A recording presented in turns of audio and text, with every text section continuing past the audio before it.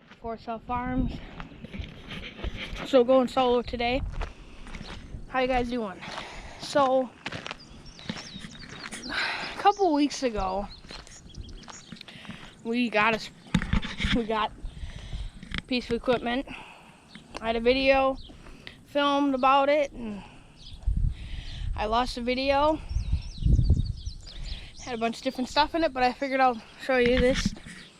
So we got a Willmar air ride sprayer 765. So the lights work on this. It has really good lights on it, so that's good. But we're not gonna really be using this at night, so it doesn't really matter. First thing we noticed too, it had a brand new pump on it. And actually on our old sprayer, if you guys go back a video ago, last video, I'll talk about our old sprayer. We ended up putting a brand new pump on that one not too long ago. And then we ended up putting a rate controller. I talked about that a little bit. But yeah, this had a brand new pump on it. We won this at an auction. And on that auction, so these are T-Jet QJ 360C. So what you do is you can have more than one tip on it. So you can have like one here and one here. And you just twist it. So like this one's 10 gallons. You could have 15 or 20. And then you just turn this and it'll switch to different nozzles for different rates. Couple things we replaced on this too. We ended up replacing this piece right here, this 90-degree pipe that was cracked, and then on this end we ended up replacing this hose because that was leaking.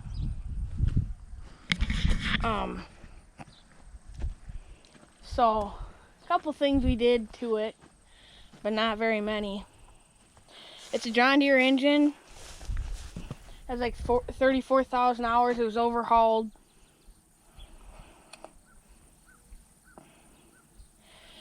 I think at 27,000 or 29. I'm not, or even 30. I'm not really even sure. But yeah, it's a John Deere engine, as you guys can see right there.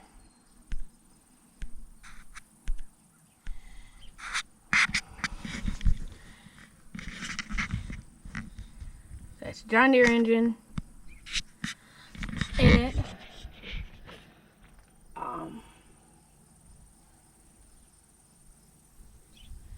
So yeah, it was made in Illinois. So it's a 600-gallon tank.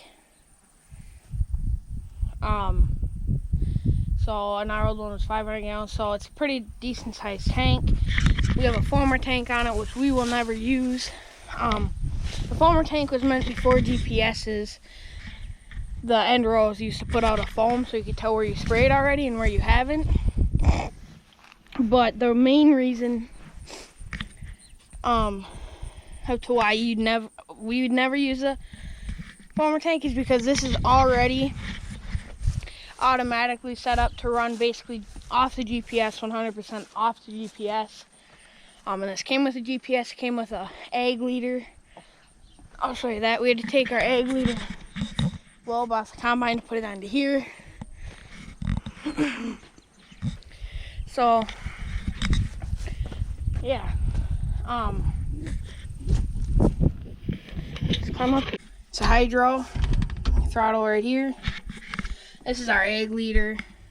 Not ours. It is ours now, but it came with it. So, oh, it's pretty nice. Your boom controllers all over here to fold in and out. So if you look right here, this tells you everything on the joystick. So this will raise these two booms, these two will right here, and then raise and lower. So this green button will raise the whole back end up. So the whole booms will go up. This one will lower it. And then this is a foam maker right here. I'm never gonna use that, so it's just kind of there. All your gauges and everything. It comes with a nice, can't read that because that's pretty old. Your parking brake is right here, just a switch. Otherwise this is all ran off of a hydro. And to turn on this, which I'm not gonna do, will not start it, but to turn on, to get this to spray, what you do is you push here, you push this one, and then you flip the switch up and it'll spray. So this sprayer is articulated. I'll show you that in a second. Yeah, it's gonna be a good, nice sprayer. We've ran it a little bit so far. We really like it. It's definitely gonna do what we need it to do. There's your hours right there. I think it was overhauled at like 30,000 hours. So it's got a lot of hours on it for sure. But I didn't really seem to bother it since it was overhauled not too long ago. And so yeah, I'm not sure. This is your throttle obviously, but other than that, I know how to make it go, but I don't know all that. So yeah, this has seen a lot of use. It's an 80-foot booms, if I haven't said it already, which I probably have. That's why the tires are so narrow. So yeah, there's still some spraying it from beans. We need to spray beans again. I'll talk to you about that, and I'll show you kind of the crops and stuff. Yeah, so the articulation where it turns in here, there's two center pivots here and up there.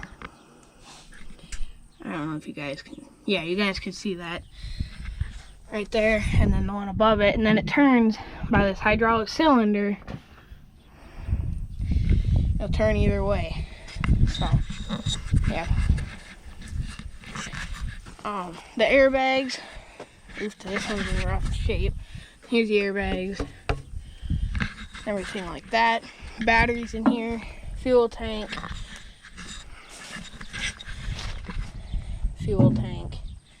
So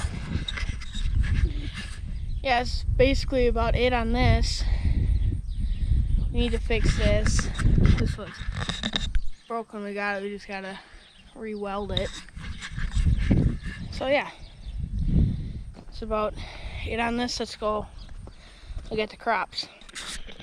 So we're out kind of my cornfield right now. I'll get in there, but just wanted to show you. We got these calves that were that one shelter near the house out here on the mound, and we moved that shelter around. We put them out here on the mound. They've been enjoying themselves out here. I've been eating grass. They're fence trained. So we actually had this bald spot here because my dad stopped and too much fertilizer got down. Liquid fertilizer. But we came out here with a hand sprayer. We come back out here with the big sprayer is what we're gonna do. We're gonna knock the tippy tops of it, but it'll be alright. Here's the ears. There's 2 on every one. This is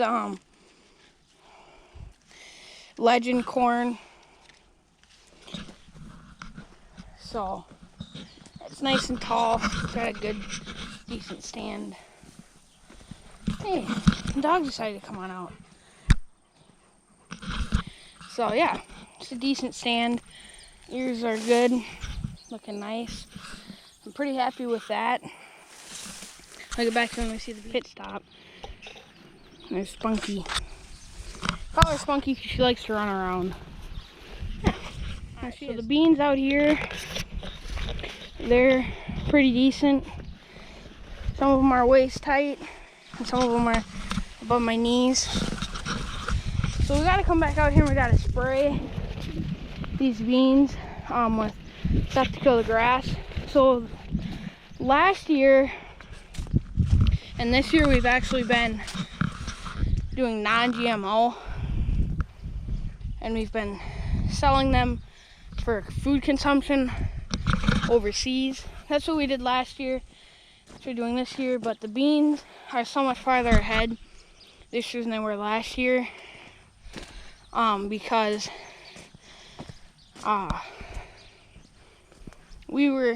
because we got them in so much earlier. We were nervous though that we were gonna have a drought, but we didn't have a drought, and I'm pretty happy about that, and Dad is, and everybody is.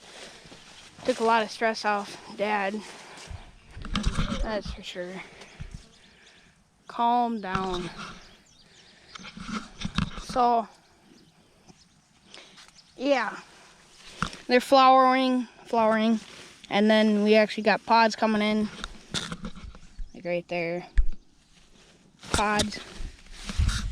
So yeah, so cattle, we banded the cows for their horns not too long ago.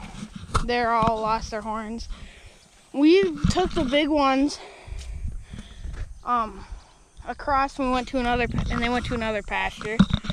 Then, but the night before, and that was yesterday, on Sunday night, we tried taking the 6 that were in here over there, and we actually had that black one that's here, the only black one here.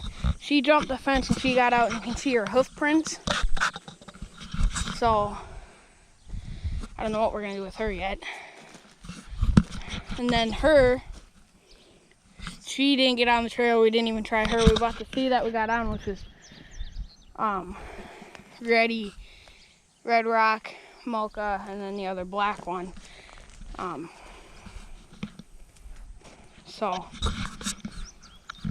Then the other black one. So yeah, we got them over there. Got the big ones over there. We want to take these ones over probably this weekend. I wanted to film it, but I'm just like, it was getting dark out, and I'm like, let's just focus on loading the trucks. You can see she bit off of this. She ate all the beans, but so yeah, these ones have been out on pasture. We moved these ones out here on the 4th, so wasn't too long ago. Oh, it was, but it wasn't. And they've been doing just fine. So yeah. Anyways, guys, I think this is where I'm gonna end the video off. And I just wanted to say thanks for watching. Don't forget to like, comment, and subscribe. Thanks for watching, and I'll see you guys in the next one.